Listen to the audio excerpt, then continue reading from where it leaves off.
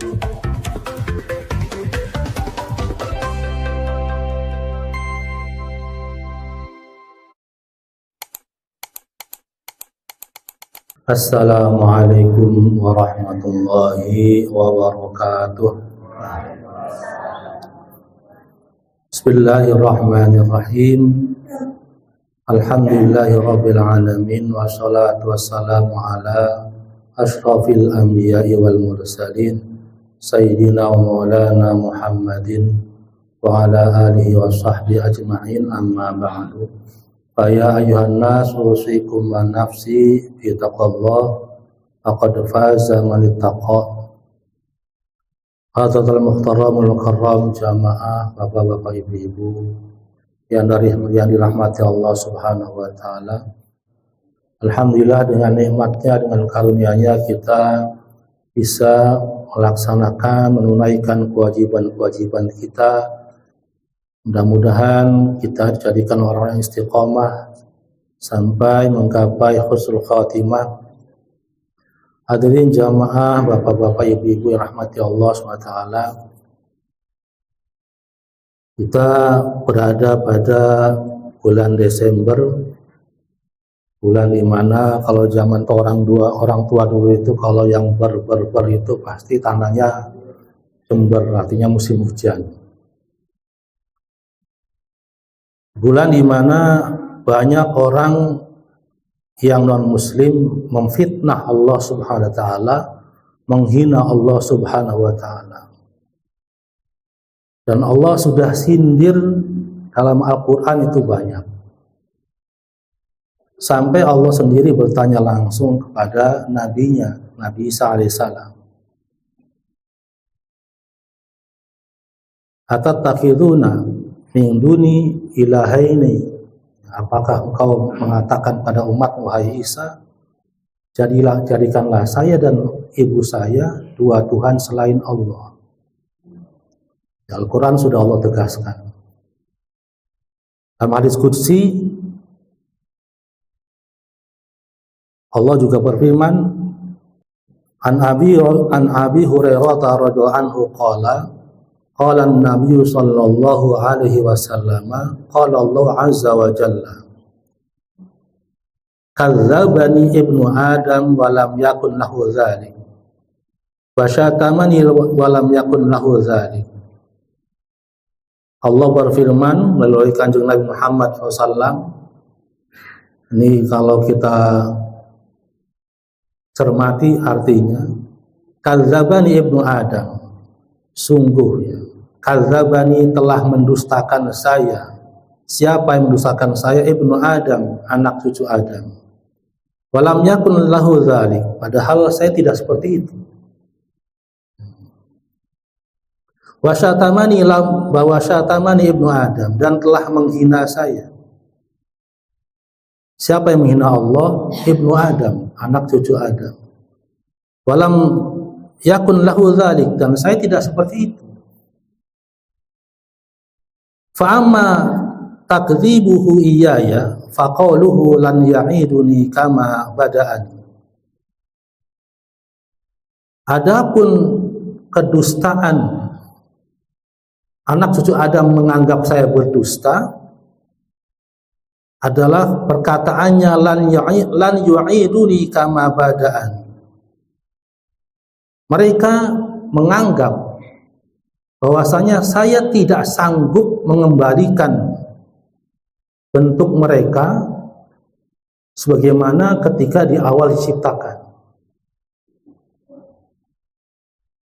Maksudnya bagaimana ketika orang sudah mati, sudah masuk tanah, sudah hancur jadi debu, jadi tanah kembali, orang-orang Ibnu Adam menganggap bahwasanya itu Allah berdusta. Allah tidak akan bisa mengembalikan bentuk makhluk sesuai bagaimana ia diciptakan. Padahal Allah maha sanggup. Apa buktinya Allah maha sanggup? Mari kita perhatikan contoh yang nyata di alam semesta. Kita lihat lapangan bola di kampung-kampung itu ketika musim kemarau, rumputnya hilang semua, gundul semua. 6 bulan saja, 7 bulan kemarau sudah hilang semua. Tidak ada satu pun rumput yang tersisa. Tetapi ketika musim hujan turun, perhatikan, mulai pada muncul hijau kembali. Pertanyaannya, apakah sebelum musim hujan datang ada orang menyemai? Ada orang yang nanam rumput? Gak ada satupun. Lalu siapakah yang menumbuhkan rumput tadi dari ketiadaannya? Allah Subhanahu wa ta'ala. Rumput saja bisa, apalagi kita. Ketika sudah mati, dikubur. Bahkan jangankan mati dikubur, katakanlah sisa tulang-tulangnya. Yang dikremasi saja Allah sanggup. Ada tuh yang kalau mati dikremasi, dibakar sampai jadi abu, kemudian abunya diterbangkan ke laut. Pernah lihat, Pak? Saya pernah lihat di Jawanan. Lagi jalan-jalan sama anak istri, naik perahu Jawanan, terus ke tengah ada satu rombongan nyewa satu perahu, bawa foto orang meninggal, bawa guci yang di dalamnya ada abu mayat tadi. Tengah laut dibuang. Itu saja Allah sanggup kembalikan dalam wujud yang semula. Ya. Mereka mendustakan saya, kata Allah, menganggap saya bohong. Padahal Allah nggak seperti itu. Bahkan Nabi Ibrahim sendiri bertanya pada Allah, ya Allah, bagaimana engkau mengembalikan yang sudah mati? Dalam surat Al-Baqarah, Rabbi arini kaifa tuhyil mauta. Kata Allah, awalam tu'min. Ya Allah, perlihatkan kepada saya. Aro, kalau ro'a yaro, saya melihat. Ana aro, saya melihat. Tapi arini, ya Allah, perlihatkan kepada saya. Kaifa tuhyil mauta. Bagaimana engkau menghidupkan yang mati. Qala awalam tu'min. Allah berfirman, ya Ibrahim, awalam tu'min. Tidakkah engkau beriman? Bala. Walakiyatma'inna qalbi. Ya, saya beriman, tapi supaya hati saya tenang. Fakhudh arba'atan minal tayri. Kata Allah, firman Allah, Ibrahim, ambil 4 ekor burung, kamu cincang-cincang. Burung tadi dipotong, kemudian dimutilasi. Diaci, habis mutilasi diacak-acak, diaduk-aduk, kemudian letakkan 4 bagiannya di 4 gunung. Jadi kayak puzzle lah, Pak. Fad'uhunna ya'tinaka sa'ya. Maka panggillah dia. Maka dengan izin saya, dia kembali utuh sebagaimana awalnya. Tidak ketukar kepalanya siapa, kakinya siapa, sayap siapa, enggak. Maka itulah maha kuasanya Allah, bahwasanya Allah sanggup. Tetapi Ibnu Adam mendustakan Allah. Allah nggak sanggup, tidak akan sanggup mengembalikan. Karena di redaksi dari hadisnya lan yu'idani kama bada'ni. Tidak akan pernah bisa mengembalikan sebagaimana saya memulainya.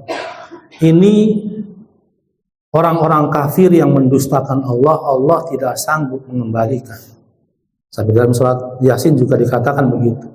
Siapa yang membangkitkan kami yang sudah jadi debu? Walaysa awwalul khalqi bi ahwana alayya min i'adatihi. Padahal mengulangi itu lebih mudah daripada membuat yang pertama. Sangat mudah sekali bagi Allah. Jangankan yang sudah mati, yang masih hidup aja bisa. Apa-apa. Cicak itu kalau dikejar-kejar, ditangkap, ekornya putus. Tanpa diminta sama cicak, muncul sendiri itu ekornya, muncul lagi. Yang paling luar biasa adalah capung ataupun ular, itu bisa ganti kulit. Apalagi apa itu?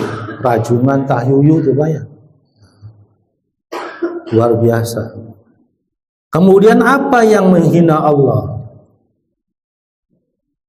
Wa amma syatmuhu iyaya faqaluhu ittakhadallahu waladan wa anal ahadus samad lam alid wa lam ulad wa lam yakun li kufuwan ahad.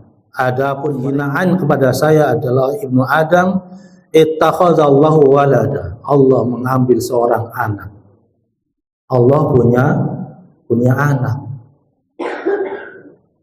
Wa anal ahadus samad, sementara saya adalah zat yang Maha Esa dan tempat bersandar semua makhluk.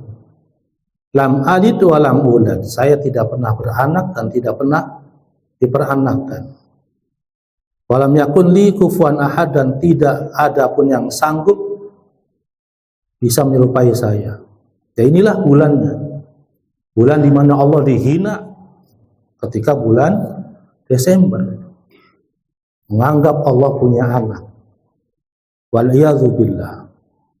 Maka bagi kita muslim, walaupun ada ulama berpendapat boleh mengucapkan kata-kata itu sebagai toleransi, kita lebih baik mengambil hal yang lebih berhati-hati terhadap akidah kita sendiri. Tidak boleh kita mengucapkan selamat Natal, karena bagi mereka, pemahaman mereka, Natal adalah kelahiran anak Tuhan. Saudara kita enggak. Keimanan kita, akidah kita,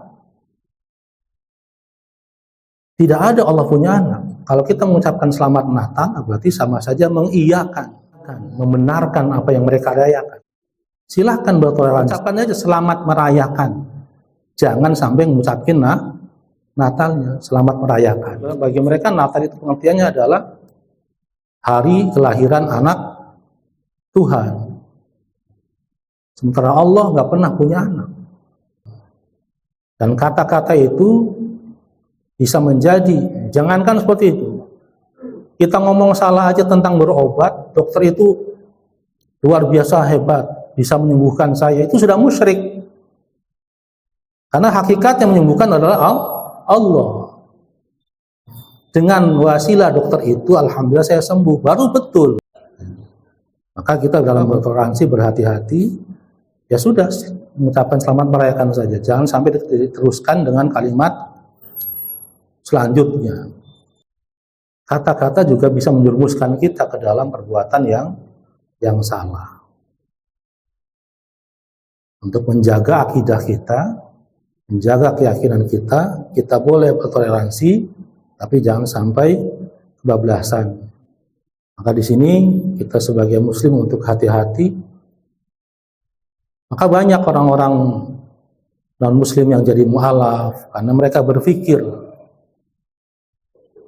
karena otaknya dipakai, dia berpikir, oh kenapa begini? Kenapa nggak Nabi Adam aja dijadikan Tuhan? Karena dia nggak ada bapaknya, nggak ada ibunya. Dan seterusnya. Ketika mereka berpikir dengan jernih, akhirnya menyatakan, oh ternyata memang Islam yang benar. Maka jangan sampai berdalih toleransi, kita terjerumus dalam kesalahan besar. Ya bapak-bapak, ibu-ibu jamaah rahmati Allah, itu hadis kursi yang isinya kurang lebih seperti itu. Wahai Muhammad,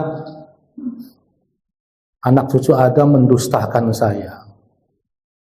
Ada di Al-Quran sudah ada. Wahai Muhammad, anak cucu Adam menghina saya dengan mengatakan bahwasanya saya punya anak. Nah, kita sebagai umat muslim harus berbersih diri, jangan sampai terpelosok gara-gara toleransi. Dan kita sekarang dipaparkan mana ulama-ulama yang benar-benar ulama akhirat, mana ulama-ulama su'. Baik, ada ulama akhirat, ada ulama dunia. Maka perhatikan alam semesta kita sendiri, luar biasa. Sayyidina Umar bin Khattab pernah mengatakan, satu negara akan hancur apabila pemerintahannya, pejabatnya hancur. Apabila pejabatnya rusak. Dan pejabat akan rusak kalau ulamanya rusak. Bagaimana perkataan Allah yarham Ki Haji Hasyim Muzadi, ulama itu seperti harus dipatok. Jadi patok yang nyancang kambing-kambingnya, agar tidak, siapa kambing itu? Ya para pejabat, agar tidak kemana-mana. Kalau patoknya lepas, ikut-ikutan, kambing itu akan makan segalanya. Kebun orang dimakan, diacak-acak. Ulamanya ikut-ikutan, jadi rusak sudah. Banyak ulama masuk, ini sebagai ibrah untuk kita. Allah bukakan untuk kita di mata kita, untuk pelajaran buat kita, bukan untuk mengumbar aib, bukan, tapi itu pelajaran buat kita. Oh, mana ulama-ulama yang betul-betul. Sebelum ulama itu diadu domba, ada habaib diadu domba. Karena ulamanya rusak, maka pemerintah, pejabat tidak punya patokan. Ketika ditanya ini halal apa haram, karena sudah disogok duluan, nggak enak waktuin haram. Boleh. Anaknya ulama Gus mengatakan bahwasanya apa haknya kalian mengembalikan ekosistem yang ada? Ini ulama macam apa? Rasulullah sendiri bersabda, jika kalian punya benih kurma di tangan kamu, besok kiamat, tanam saja. Apa maksud hadis tadi? Kalau engkau di tangan kamu ada benih, dan kamu tahu besok kiamat, selagi masih punya nyawa, masih bergerak, tanam saja. Maka bagimu pahala menanam. Maksudnya apa hadis itu? Menjaga kelestarian lingkungan, walaupun besok kiamat tanam saja. Ini malah apa manfaatnya untuk menjaga ekosistem? Emang kita mau hidup sekarang saja, anak cucu kita bagaimana nasibnya nanti? Nauzubillah min dzalik. Bayangan Pak, rumahnya itu setengahnya lumpur, depannya kayu-kayu semua. Bagaimana beresinnya Pak? Kalau hanya banjir saja mah, air masuk, lumpurnya tinggal dibersihin. Setengahnya lumpur, depannya kayu gelondongan semua. Sudah gitu belum makan lagi, lemes. Bagaimana mau bersihinnya? Mudah-mudahan Allah berikan kekuatan mereka semua. Maka artinya pentingnya kita untuk ngaji, menyaring, jangan sampai menjadi orang-orang yang fanatik buta. Apa kata kiai, padahal kiai juga manusia, harus benar-benar yang sanadnya ke Rasulullah, kemudian akhlaknya, takutnya sama Allah luar biasa.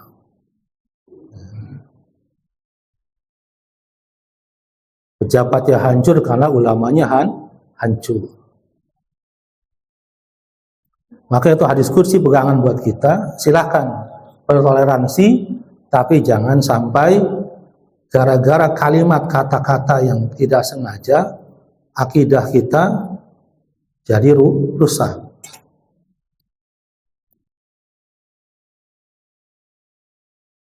Karena orang musyrik itu Pak, menyekutukan Allah itu fahabitat a'maluhu, amal-amalnya yang hilang semua sudah. Maka ketika kita salah ngomong, segera istighfar, segera sholat taubat. Karena musyrik itu tidak Allah ampuni kecuali dia bertobat dan tidak mengulangi lagi. Itu salah satu hadis kursi yang menjadi pegangan kita untuk berhati-hati dalam bermuamalah, dalam bergaul dengan tetangga. Iya, kita toleransi, tapi untuk urusan itu saya mengambil pendapat ulama, pendapat kiai yang berhati-hati. Walaupun tidak mempengaruhi iman kita, tetapi tetap saja bisa membatalkan. Bismillahirrahmanirrahim. Kita lanjutkan ya, tentang hadis kursi yang Allah ajarkan Rasulullah ketika berdoa, Allahumma inni as'aluka fi'lal khairat wa tarkal munkarat wa hubbal masakin wa idza aradta bi ibadika fitnatan faqbidni ilaika ghairu maftunin. Ya. Kemarin sudah dijelaskan bahwasanya rizki tingkatnya ada 4. Di antaranya kita punya uang, kita punya harta, kemudian juga kita punya badan yang sehat. Badan yang sehat sudah punya anak yang soleh. Kemudian sudah punya anak soleh, kita juga luar biasa, getol semangat dalam taat pada Allah, itu luar biasa. Memiliki nikmat yang sempurna. Jangan sampai jadi orang yang sebaliknya, harta nggak punya, badan sakit-sakitan, anak mentongor, beli gelem sembahyang, nggak wis lah. Rungkat bahasa kitanya, itu udah rusak udah. Nggak mau ngadu sama Allah, ya udah. Lengkap sudah penderitaannya. Di dunia nggak dapat apa-apa, di akhirat naudzubillah min dzalik.